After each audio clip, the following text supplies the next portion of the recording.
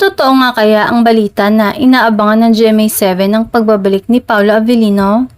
Ito ay pagkatapos na matapos ang kontrata ng kapamilya actor sa ABS-CBN.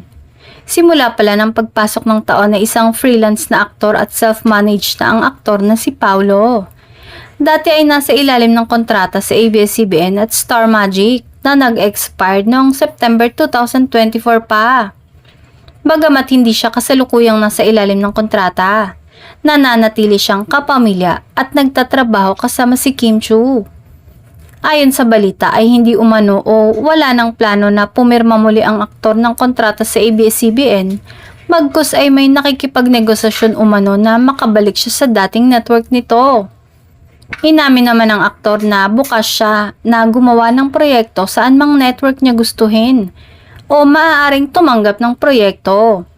Samantala, kamakailan ay inanunsyo na muling magsasama sila ng aktres sa isang serye sa ABS-CBN. Ibig sabihin kaya ay kahit wala na itong kontrata sa ABS-CBN ay loyal at mananatili pa din sa poder ng ABS-CBN sa mga proyekto niya in the future.